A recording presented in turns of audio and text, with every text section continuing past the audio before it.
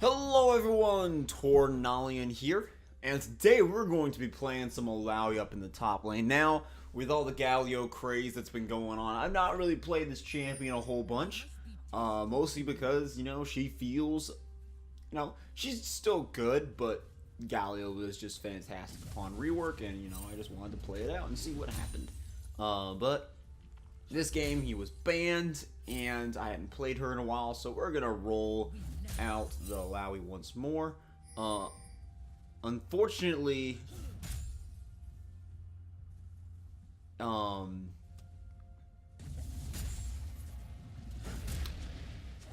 pretty strange, but this whole time, like, I'm watching and I'm looking at it, like, seeing if Nautilus is AFK, but apparently he wasn't. Also, I believe he's running Grasp the Undying, which is a fairly odd choice. It just looks like he is. We'll check in just a moment. But right now, I'm going to go ahead and ward the Tribush. I either want to push really hard early, or I want to, sit back and tank damage. Illaoi has a very vulnerable laning phase. I won't say weak, because she's very good one-to-one and, level 3 and beyond. We are actually going to yank out his soul here and get some nice damage down. Proxy. But Illaoi is very vulnerable to someone like Nautilus, who has quite a bit of gank assist. And, junglers can easily come and help with a Nautilus. We are, of course, going to be maxing out our Spirit Leash because it is by far the best ability to scale early. Unfortunately, both supports are going to trade kills on the ADCs. And I am starting to roll in low on mana. However, Nautilus walks into 2 Tentacle Slams. And that's going to put him a little far behind in terms of HP. He is actually running Grassy Undying, which is unusual because most Nautilus players tend to take Courage of the Colossus simply because if you auto attack an enemy champion, it triggers it because it's a root. We are, of course, taking it easy now, trying not to push up as hard because once again we are vulnerable pre-6, but we are trying to trade back as best we can. I am testing out a more aggressive page where I go for fresh blood, excuse me, and we are actually going to force the flash out of him, which is really good for us. And what I mean by that is there's a mastery in the ferocity tree called Fresh Blood, which is what a lot of people use. It's a 6-second cooldown. Sorry. That deal basically your first basic attack against an enemy champion deals 10 plus 1 per level bonus damage. Alright, nothing too special, a little bit of early game harass. Usually I'm more out of the habit of taking, say, Feast. However, I start searching it up as I'm right there in the shop looking at it. So it does a little bit of that, like, early harass.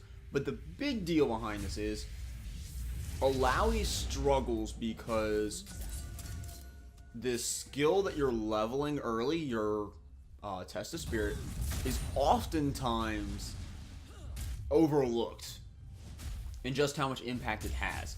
Mid-game it amplifies damage by 50%. I don't know what that hook was, but somebody was trying to engage on me. We are just taking it easy, scaling up to our level 6, and then we will look for fights. Now, we do set up our tentacles in the archway, so we do get some nice coverage there. I am going to yank out his Spirit here. He's actually going to engage on me pre-6 and immediately die. No. No, never. Never. No. Don't ever do that. Okay. If you don't have Flash, you don't have Ultimate, and your soul gets ripped in between 2 tentacles, do not engage. I repeat, do not engage. I know he has no teleport here, so I'm free to push out another wave. But this is going to put me so far ahead. But anyway, as I was saying, the cool thing about Fresh Blood is you can apply. It's your first base attack against an enemy champion. Well, your spirit from your spirit leash counts as an enemy champion. We are having some indecision buying here because we are just picking up a bunch of raw stats. Probably the best thing to do early game and then scaling up. We are seeing a little bit of an engage here. Orianna about to make it away. The last auto attack, unfortunately gets her. That is going to be a return kill though. And then Hecarim's actually coming really close to picking up a second kill, but it looks like Gragas instead will finish him off. Also, the nice thing about, the Spirit Leash is Grasp the Undying and Warlord's Bloodlust apply to it. All your healing mastery choices. Or, in my case, the deal bonus damage and heal based on your total HP. Messed that up. And the Fresh Blood, which now does 17 damage off every time I auto attack, which doesn't sound like a lot, but it's basically you can deploy it twice throughout the duration of a Spirit Leash, assuming they don't run it out, and it does like 50 to 60% damage. Also, it stacks really nice if you're going for some Harsh Lesson Harass, just by going up and smacking them for the bonus damage. So, we're just going to be playing it fairly aggressively now because we do have an advantage on this Nautilus, especially since he went back and bought 2 Doran's rings on top of his Corrupting Potion. So we're just going to play it really aggressive because he has no armor at all yet. Pretty terrible proposition whenever you're fighting an Illaoi. That's just horrible.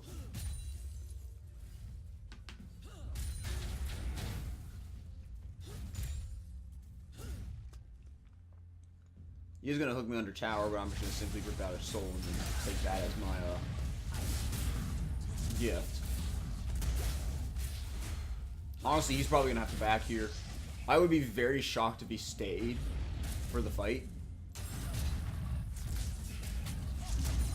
simply because he is so low and I do have my ultimate.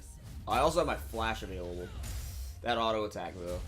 We're trying to walk up and get a tentacle on the tower itself. I am about to get ambushed from behind with the Hecarim, but I'm going to kill them both underneath the tower. Holy. That was a tight fight. That was really close. Gragas throwing me the good old, is that really happening? Top lane better than AD carry. Oh my gosh. This Orianna I played with last game, but they were on the enemy team, and I was having an okay game as ADC, but I was playing some Lucian, but it was just a messy game for my team. It was just a messy game for my team. They had like a 20 kill Rengar. I was amazed I only died like 5 times throughout that game. It was horrible.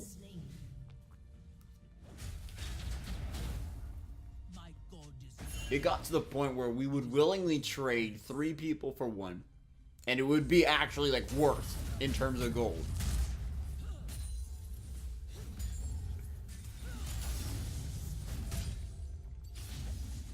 We are going to lose our control ward here, but now we are absolutely massive. 3-0 in lane as Illaoi. This is great. If you're 3-0 before you get any of your core items, it just feels so good. It really does, because now I can play like super aggressive in Ham, because I also have a red buff for the additional out of combat regen. Now he did the dumb decision there. Either you have to fight head on or you just leave and take curse. Taking free damage is the worst way to play against Illaoi. You're just giving me pressure, because oftentimes if you just take the free damage, unless you have a lot of armor, I'll just kill the spirit anyway. We are going to get a spirit on the tentacle on the tower itself, force him to back off. Also, if you're looking at my build, you will notice that I have a Jarm's Fist in addition to a Phage. This is the sort of strategy that I went for a lot when I first started playing Illaoi, and I decided to break it back out again. The best way to describe it is you stack HP and you win. Illaoi heals based off missing health per tentacle that hits the target. I am running Grasp of the Undying, so I deal and heal based on my maximum health.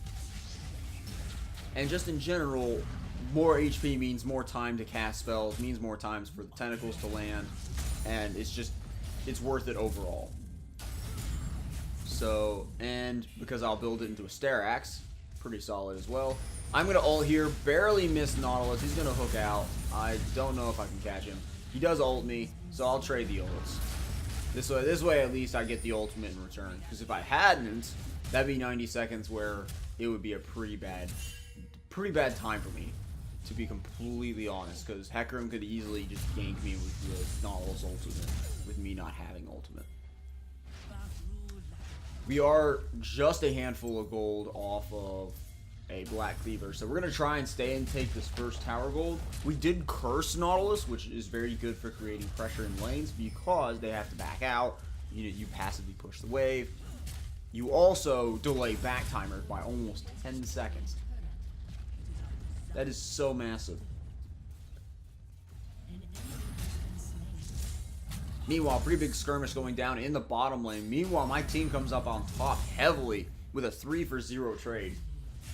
And what was basically a 1v2. Zyra barely gets out of the lane. Gets out of the fight. But we are going to finish up our Black Cleaver, which is going to give us some nice cooldown reduction. Armor Shred, which granted he doesn't have a lot of anyway right now. He done goofed by that double Doran's buy. That really put him behind. But now we are pretty darn massive, sitting at 3-0, a decent CS lead, and just pounding our way through. The Jarm's Fist will be fully stacked soon if it's not already. And just looking at my HP, you know, I've got over 2 grand right now as relatively early game. Unfortunately, Nautilus is roaming mid. I'm trying to teleport in to save the day, and she's finally gonna die, but I'm gonna slap her down for the shutdown. I did teleport a little late. I did not react as well as I could have. Gonna clear out the wave mid and just try and push for the tower as well, since Nautilus is basically saying, nah, I'm not going there. It looks like they are like grouping for the dragon. I'm on my way. I do have ultimate, I do have flash. This would be hugely dangerous for them to try and sneak. Alright, well, it looks like we're just going to take the dragon then.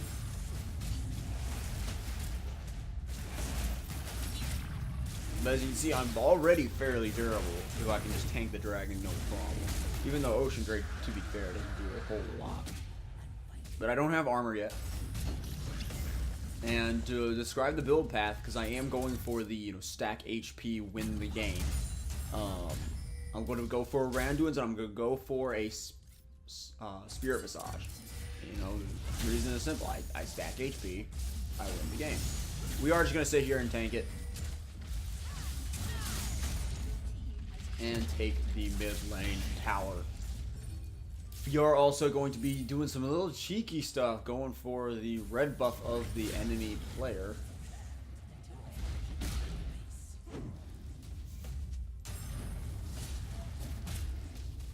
Darn. I was hoping to get a red buff because that would give me so much split pressure. Looks like Nautilus is going to be bot lane yet again, just trying to get things done. Which, I mean, to be fair, he needs to be doing, because he is a tank, he is an initiator, but he is so far behind now.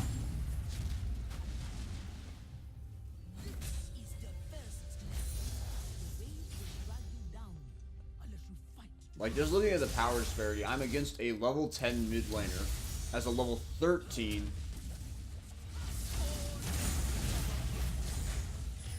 top laner. And I did ult there, point blank, just to try and draw out her ultimate. Because if she ran away, Orianna would have caught her as well. And we're just trying to generate as much pressure as possible. Alrighty. They are collapsing on me top. I do not have ultimate. I'm going to fall back. Now, one thing I have never really understood about Illaoi is how such an impactful ultimate has such a short cooldown. I mean, I only have 20% cooldown reduction, but it's already less than a minute, and I just used it. We are going to pick up our Sterak's Gauge, so we do have that additional shield when we take a bunch of damage. Illaoi's enemy has always been two things, kiting and burst. The kiting is the reason why the primary reason you take Randuin's. You know, you jump on somebody, you immediately activate it for a 3-second slow. And it's a fairly decent slow, which means all your tentacles are gonna hit, you're actually gonna deal damage to them, and you can stick to them so you can keep hitting them.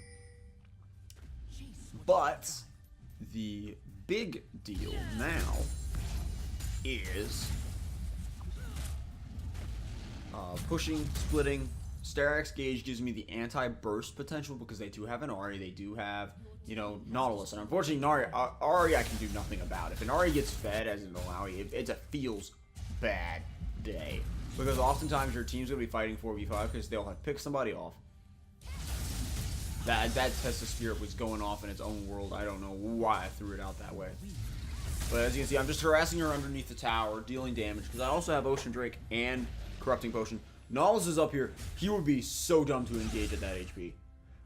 I'm like, yeah, come fight me. Come fight me. Come on, come on, come on. I want you to fight me when you're that low, when I have a lead on you. As you can see, my tentacles are already hitting for 500 damage. I'm going to get charmed here. Going to grab the soul of Ahri, smack her a couple of times. Okay, Nautilus is coming around the backside. I don't think he'll engage on me, but we're going to try and rotate back out of... Oh, here we go. Alright, we are going to immediately ult, start slamming down. Okay, there's 3 people, all of them have ulted. Nautilus goes down. I grabbed the Spirit of Lulu. I almost killed a Hecarim, but did not quite land the Q mid-fight. Something that you can tell when Illaoi's panicking, which I was kind of panicking there, because it was a 3v1 and I was stuck tanking tower. But I love this champ. Don't cast your Tentacle Slam while your ultimate's active. Just do yourself the favor and don't do it. The cast time for your slam does not scale with the benefit from your ultimate. So you're casting the two... It basically just gets in the way of you casting your abilities. Plus, it makes you stand still, and that causes you to fall behind in the fight because you can't keep up with people. Illaoi is very slow. Her only gap closer is the harsh lesson. You know, it's very, very, very hard to stick to targets as Illaoi. Currently, 2 people bottom lane, so we're going to be playing slow, playing smart. Just creating pressure, doing chip damage.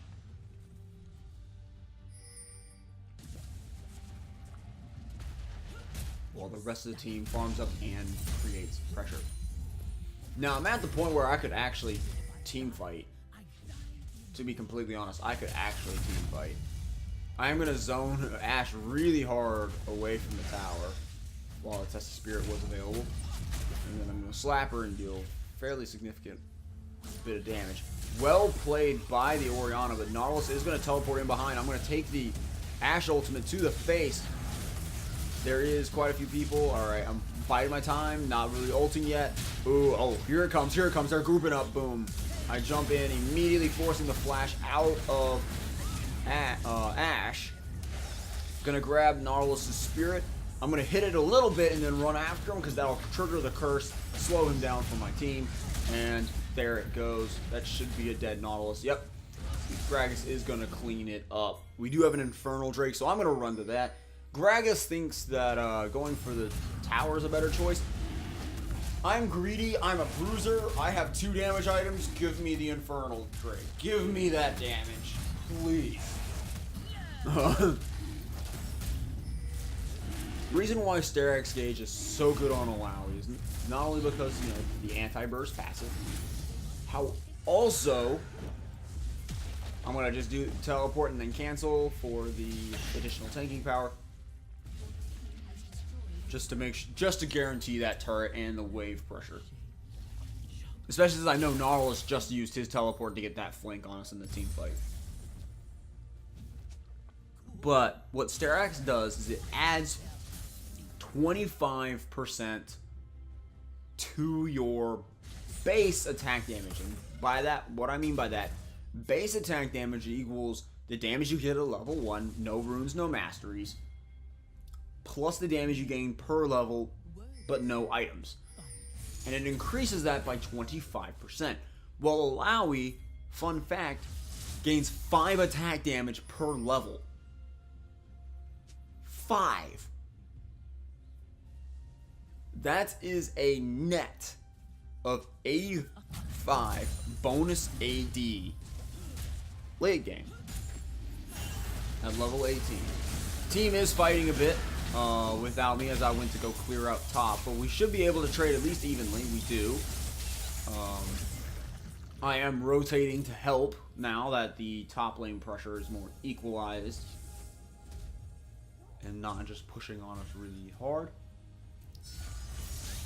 But it is now time to group and team fight. We are looking really powerful. We have 3 items built up. We have some pretty strong abilities. But then, you know, Sterak's Stage, as I was saying about the attack damage, well, we got a second. It increases your base attack damage, which is base plus per level AD by 25%. Alright, I mean, that's not... it doesn't sound too special, right? But when you increase something like 85 and 60, so 150 by 25%, that's a fairly substantial number. A quarter of that is 35, 40, 35.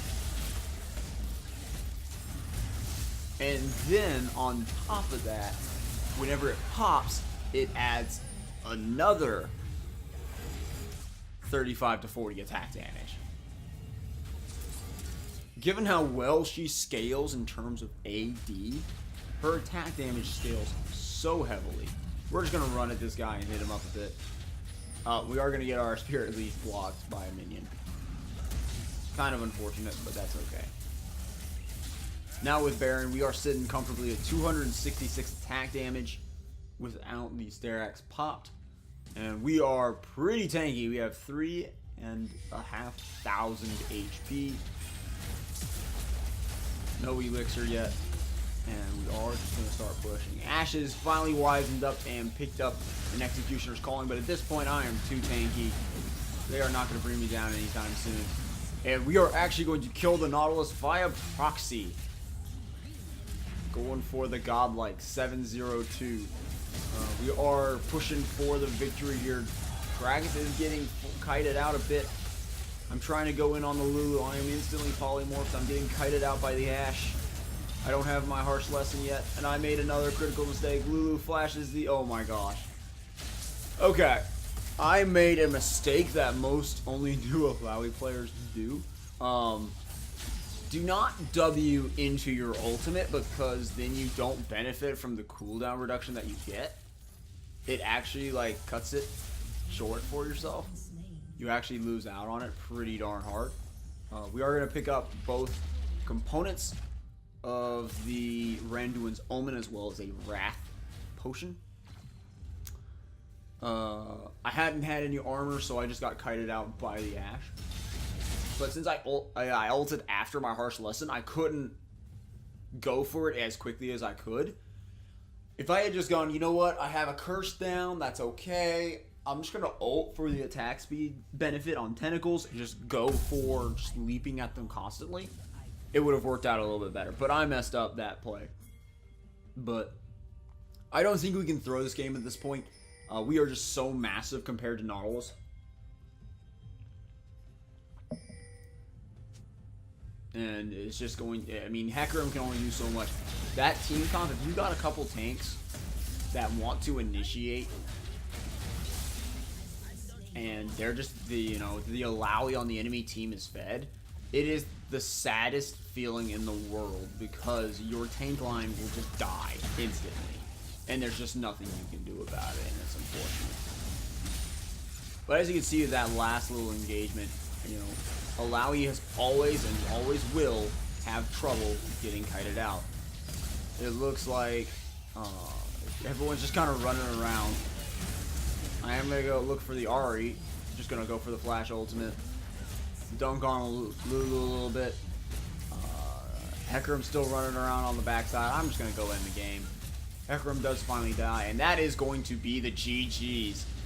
And this is Illaoi and patch 7.6. I hope you guys enjoyed it, and I'll see you guys next time.